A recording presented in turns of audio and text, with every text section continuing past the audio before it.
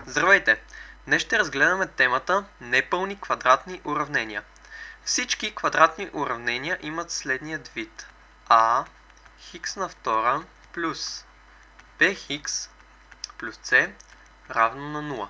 Наричат се квадратни заради втората степен на хикс в тях, а, б и c са съответно някакви числа.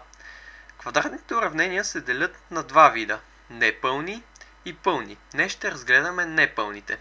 Първият случай при непълните квадратни уравнения е когато а е равно на 0, а другите две числа b и c са различни от 0. Записваме 0 по хикс на втора плюс bx плюс c равно на 0. Виждаме, че нашето уравнение се свежда до линейно или уравнение, в което хикс участва на първа степен. Решаваме го и получаваме, че хикс е минус c върху b. Пример за такова уравнение е 5х плюс 20 равно на 0. Решаваме го с прехвърляне на 20 от другата страна и получаваме, че хикс е минус 20 върху 5 или минус 4. Втория тип непълни квадратни уравнения е когато а ни е различно от 0, b е равно на 0 и c различно от 0. Записваме уравнението а хикс на втора плюс b го заместваме с 0 плюс c равно на 0. Решаваме и виждаме, че а хикс на втора плюс c е равно на 0. Това много прилича на линейното, затова на този етап ще го решим като линейното или чрез прехвърляне на c от другата страна с противоположен знак. Получаваме а хикс на втора равно на минус c, съответно хикс на втора равно на минус c върху а. Сега, тук хикс ни участва на втора степен, затова, за да намерим хикс, трябва да коренуваме минус c върху а, като получим два корена с противоположни знаци. Или единия корен ще бъде плюс корен квадратен от числото, а другия, втория, ще бъде минус корен квадратен от числото минус c върху а.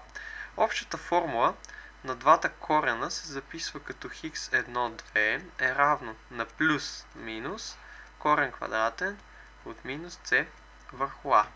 Пример за такива непълни квадратни уравнения ще видим сега.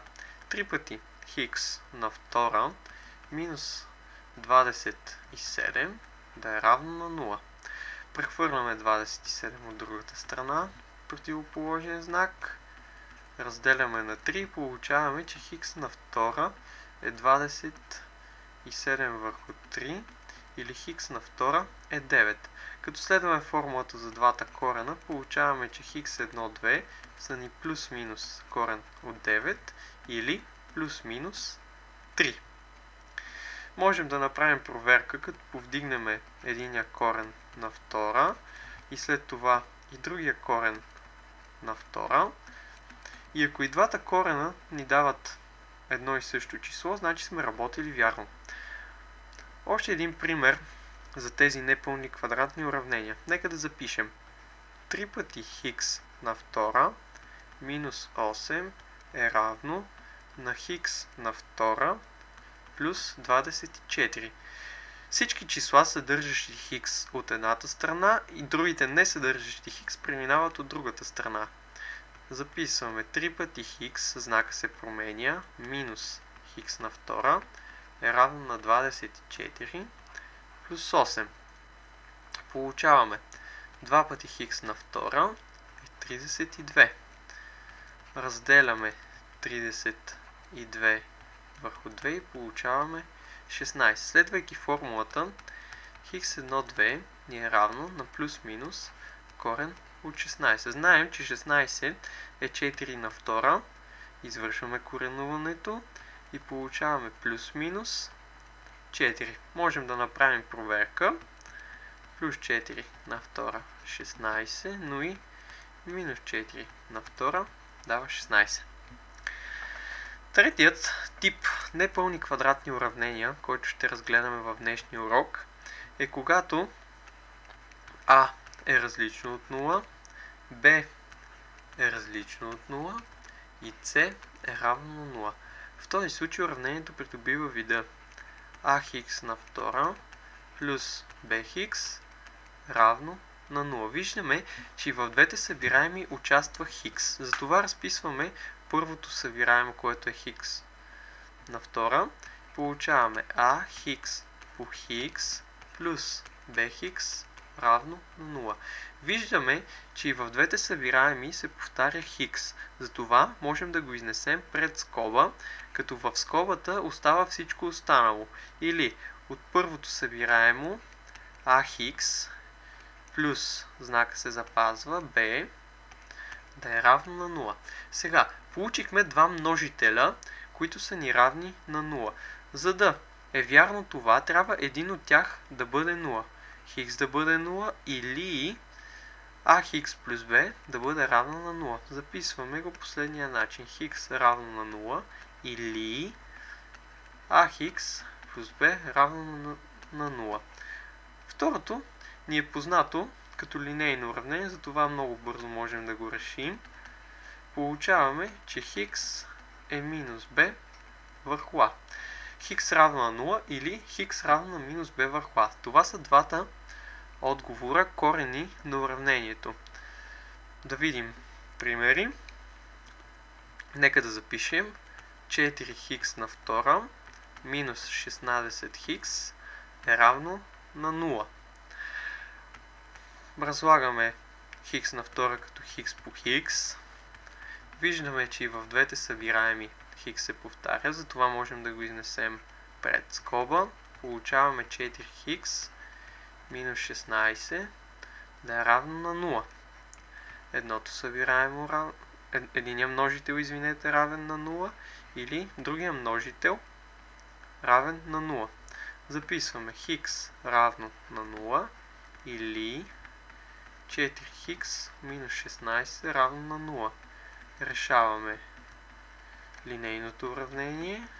Получаваме, че хикс е равен на 4 или хикс равен на 0. Това са двата отговора на уравнението. И още един пример, малко по-сложен. Нека да запишем 3 пъти хикс на втора плюс 10 хикс да ни бъде равно на минус 2 пъти хикс на втора минус 5 хикс. Прехвърляме всичко от едната страна, за да остане нулата от другата страна. И получаваме 3 пъти хикс на втора плюс 2 пъти хикс, не забравяме да сменим знаците, плюс 10 хикс сменяме на минус 5 плюс 5 хикс равно на 0. Извършваме действията, като събираме събираемите, включващи хикс на втори, тези, които включват хикс, и получаваме 5 хикс на втора плюс 15 хикс равно на 0. Хикс на втора го представяме като хикс по хикс. Виждаме, че имаме нещо общо и в двете събираеми. Изнасяме пред скоба и вътре в скобата остава всичко останало. 5 хикс, запазваме знака, плюс 15 ни е равно на 0. Един път хикс да е равен на 0 и втори път 5 хикс плюс 15 да е равно на 0. Записваме отговорите. 5 хикс плюс 15 равно на 0. Решаваме 5 хикс плюс 15 с прехвърляне. 5 хикс равно на минус 15. Хикс е равно на минус 15 върху 5 или минус 3. Това са двата отговора на уравнението. Хикс равно на 0 и хикс равно на минус 3. С тази последна задача днешният урок приключи.